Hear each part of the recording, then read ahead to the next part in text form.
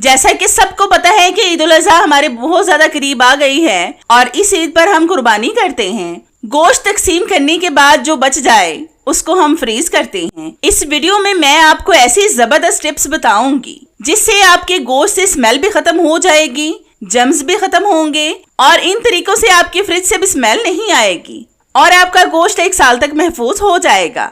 अगर आप गोश्त को फ्रिज के बगैर भी लंबे अरसे तक सेव रखना चाहें तो वो प्रॉब्लम भी आज सॉल्व हो जाएगी। और आपने जमे हुए गोश्त को कैसे सिर्फ 5 मिनट में पिघलाना है वो सब चीजें आज आपको इसी वीडियो में मिल जाएंगी। तो इसके लिए सबसे पहली टिप मेरी ये है कि आपने गोश्त को वॉश कैसे करना है कि इसका सारा ब्लड निकल जाए। तो इसके लिए सबसे पहले आपने गोश्त के ऊपर डालना है 1 टेबलस्पून नमक। नमक आपके गोश्त से सारा ब्लड निकालेगा और अंदर से इसकी सफाई करेगा। फिर हम इस पर डालेंगे ½ कप के करीब सिरका।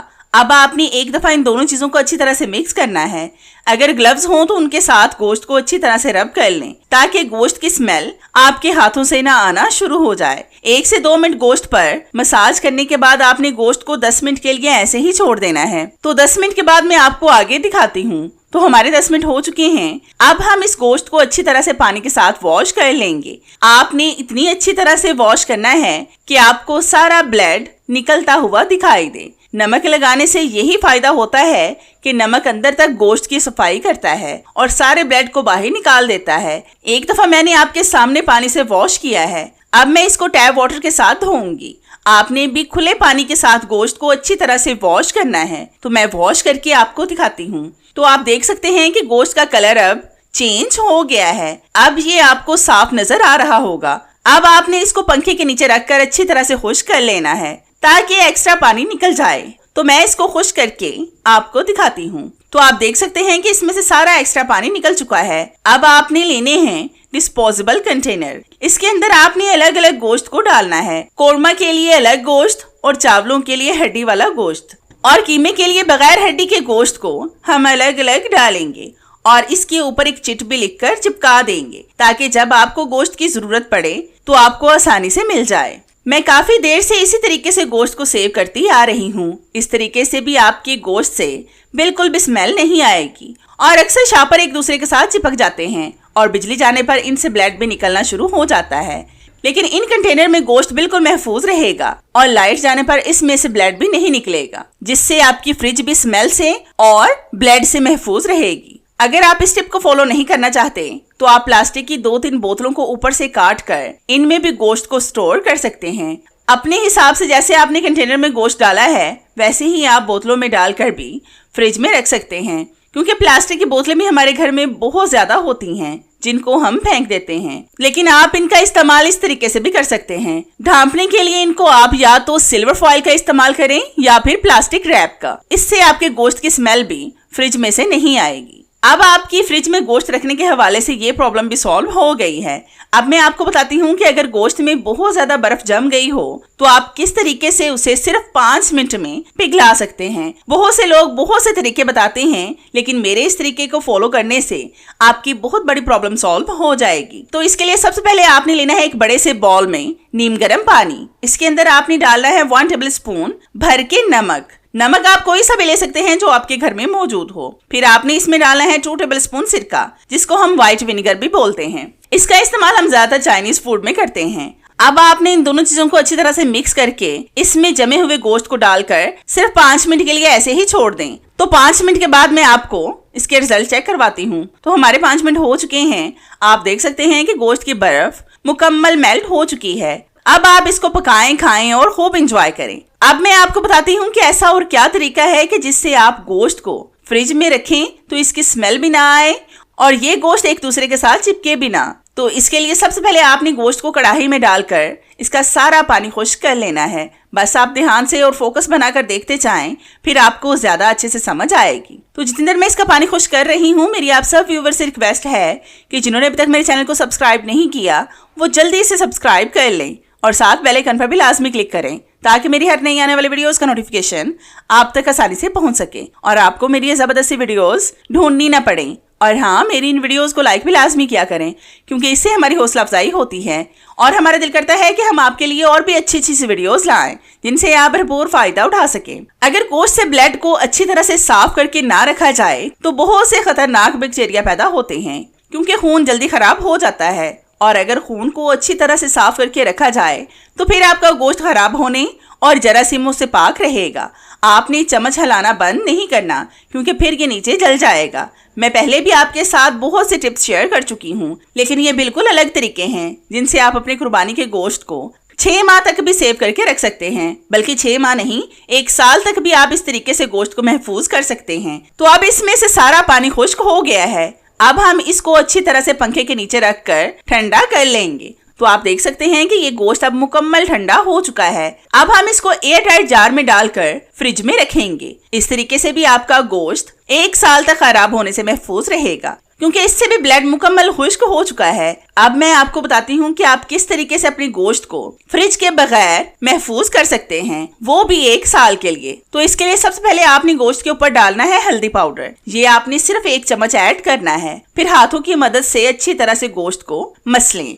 आपने इतनी अच्छी तरह से लगाना है ताकि हर एक हिस्से पर अच्छी तरह से हल्दी पाउडर लग जाए। हल्दी एंटीबैक्टीरियल और एंटी फंगस होती है, जो आपके गोश्त को जरासीमों से पाक रखेगी। और हल्दी का इस्तेमाल तो हम वैसे भी सालन वगैरह में करते हैं। अब आपने लेनी है एक कढ़ाई। इसके अंदर आपने 2 टेबल स्पून के करीब ऑयल डालना है। अगर आपके घर में घी है तो आप घी का इस्तेमाल भी कर सकते हैं। और फिर इस गोश्त को अच्छी तरह से ऑयल में भून लें और इसका अच्छी तरह से पानी खुश्क कर लें। इस तरीके से जब आप गोश्त को स्टोर करेंगे तो यकीन माने कि आपका गोश्त जब पकेगा तो उसका जायका आम गोश्त से ज्यादा अच्छा होगा।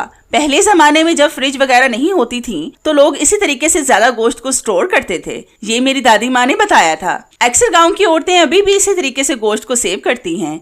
बस आपने हर एक बात को और हर एक पॉइंट को ध्यान से समझना है, ताकि आपसे कोई भी खास बात मिस ना हो जाए। इस तरीके से आपकी बिजली की भी बचत होगी, क्योंकि आपको फ्रिज की जरूरत ही नहीं पड़ेगी। आपने चम्मच हिला हिलाकर पानी खुश्क करना है ताकि गोश्त नीचे ना लग जाए। बहुत से लोग कहते हैं कि ये तरीका सही नहीं, वो तरीका सही नहीं, लेकिन मैं कहती हूँ कि गोश्त को स्टोर करने का इससे बेहतर तरीका और कोई भी नहीं है। अब आपने इस गोश्त को भी अच्छी तरह से ठंडा कर लेना है। तो मैं इसको ठंडा करके फिर आपको दिखाती हूँ। तो आप देख सकते हैं कि ये गोश्त अब मुकम्मल ठंडा हो गया है। अब आपने लेनी है रजाइयों को सिलाई करने वाली सुई और उसका धागा, मतलब मजबूत धागे का आपने इस्तेमाल करना है। इसके अंदर आपने गोश्त को परोना है। इस तरह से आप बड़े बड़े पीसेस को बिल्कुल पतला पतला सा काट कर भी स्टोर कर सकते हैं। ये तो मैं आपको टिप बता रही हूँ। पहले दौर में बहुत से लोग गोश्त की बड़ियां भी बनाते थे। मेरे दादा अबू और दादी अम्मा भी गांव में रहते थे।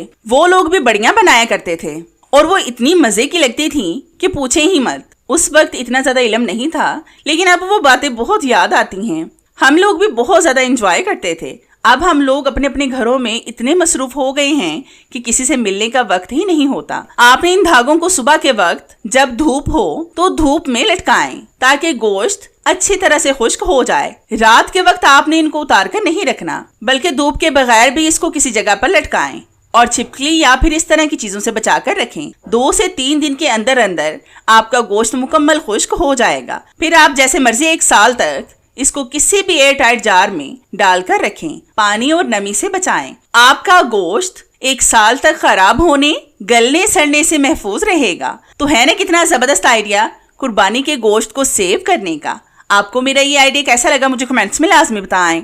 मुझे आपके फीडबैक का इंतजार रहेगा। तो मैंने सोचा कि क्यों ना आज मैं अपनी बहनों की वो प्रॉब्लम्स भी सॉल्व कर दूं जो ईद के दिन हमें फेस करना पड़ती हैं। तो पहली प्रॉब्लम हमारी यही होती है कि गोश्त जल्दी नहीं गलता। अगर प्रेशर कुकर ना हो तो हम किस तरीके से अपने गोश्त को चुटकियों में गला सकते हैं। तो इसके लिए आपने लेना है इस तरह का छालिया। ये आपको पान शॉप से आसानी से मिल जाएगा और इसमें कोई भी जायका खुशबू नहीं होती कि जिससे आपका सालन खराब हो जाए। 2 से 3 दाने आपने सालन में इसके डालकर भून कर इसको पकाएं। कई दफा तो गोश्त इतना ढीठ होता है कि गलने का नाम ही नहीं लेता। फिर हम बहुत ज्यादा परेशान हो जाते हैं। लेकिन आप यकीन करें कि इस टिप से आपका ढीठ गोश्त भी चुटकियों में गल जाएगा। अगर आप इसका इस्तेमाल नहीं करना चाहते तो आपने लेने हैं खरबूजे के छिलके। इनको सुखाकर इसका पाउडर बनाकर आपने सिर्फ 1 चुटकी सालन में डालनी है। खरबूजे के छिलकों में कुछ ऐसी अफादियत होती हैं जिससे भी आपका गोश्त मिनटों में गल जाएगा। मेरे पास इस वक्त खरबूजे के छिलके नहीं थे, इसलिए मैंने आपको नहीं दिखाया। एक और भी चीज है जिसकी मदद से आप गोश्त को चुटकियों में गला सकते हैं, वो है पपीता। पपीते का छिलका उतार कर इसको ग्राइंड करके पेस्ट बनाकर गोश्त में 1 चम्मच डाल दें। इससे भी आपका गोश्त जल्दी गल जाएगा, क्योंकि पपीते में भी कुछ ऐसी खासियत पाई जाती हैं जिसकी वजह से भी गोश्त जल्दी गल जाता है। अक्सर कुर्बानी करते और गोश्त को बनाते हुए हमें शाम हो जाती है और फिर हमें गोश्त को तकसीम भी करना होता है, जिसकी वजह से जब हम इसको पकाते हैं तो ये गलने का नाम ही नहीं लेता। और अगर घर में बच्चे हों तो भूख की वजह से उनका बुरा हाल हो जाता है। लेकिन अगर आप इन तीनों तरीकों में से एक टिप को भी फॉलो करेंगे तो भी आपका गोश्त चुटकियों में गल जाएगा। वैसे पर्सनली मुझे छालिया वाली टिप बहुत पसंद है, मैं इसी टिप को फॉलो करती हूँ। अब मैं आपको बताती हूँ कि अगर सालन में नमक तेज हो जाए और आपके घर में मेहमान बैठे हों और बस हम खाना सर्व ही करने वाले हों, तो आप सालन चेक करें और नमक तेज हो, फिर तो सिट्टी पिट्टी गुम हो जाती है कि अब क्या करें। बस और कुछ भी नहीं, मेरी इस टिप को फॉलो करें। आपने करना ये है कि जल्दी से गुंदा हुआ आटा लेकर इसके छोटे छोटे से पेड़े बनाकर सालन में डाल देने हैं और सिर्फ 10 मिनट तक इसको पकाएं।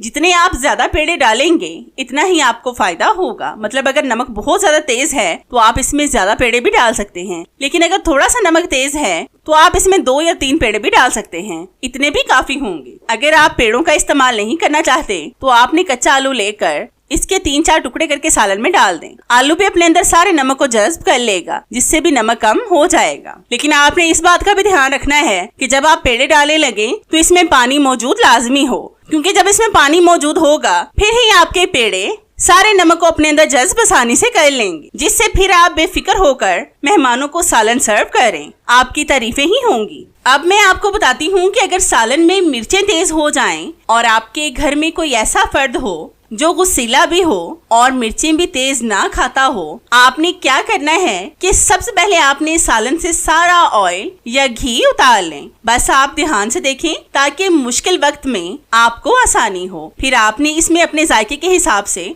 दोबारा से ऑयल डालना है और ऑयल के अंदर आपने कुछ भी ऐड नहीं करना। फिर आपने इसके अंदर डालना है 2 टेबलस्पून दही। ये आपने गोश्त के हिसाब से डालना है। अगर सालन ज्यादा हो तो 1 कप के करीब ऐड कर लें। अगर दही ज्यादा खट्टा हो तो आप कम भी ऐड कर सकते हैं। दही से एक तो आपके सालन से मिर्चें कम होंगी और दूसरा आपके सालन का जायका डबल हो जाएगा। और जो हमने ऑयल निकाला है उसकी वजह से भी आपकी मिर्चें काफी हद तक कम हो जाएंगी। ये दोनों टिप्स अगर आप एक साथ अपनाएंगे तो आपके सालन में से एक्स्ट्रा मिर्चें खुद से ही निकल जाएंगी। ये सारे टिप्स आप कोरमा या फिर कड़ाही गोश्त की रेसिपीज में भी इस्तेमाल कर सकते हैं। अगर आप दही नहीं ऐड करना चाहते तो आप 2 से 3 टमाटर भी इसमें ऐड कर सकते हैं और अच्छी तरह से भून कर पानी को खुश्क कर लें। लेकिन टमाटर से सालन का जायका इतना अच्छा नहीं होगा जितना दही डालने से अच्छा होगा। अब मैं आपको बताती हूँ कि अगर आपका सालन नीचे लग जाए तो उसके जायके को आप किस तरह से ठीक कर सकते हैं। अक्सर सालन बनाते वक्त नीचे लग जाता है और फिर उस सालन से इतनी बुरी स्मेल आती है कि खाने को दिल ही नहीं करता। और ईद के दिनों में तो सब घर में होते हैं, अगर जरा सी लापरवाही हुई तो बातें सुनाने वाले ईद का लिहाज भी नहीं करते। लेकिन मेरी इस टिप से आपकी ये वाली प्रॉब्लम भी सॉल्व हो जाएगी। तो इसके लिए आपने सबसे पहले जिस बर्तन में सालन लगा हो उसको किसी और बर्तन में डालें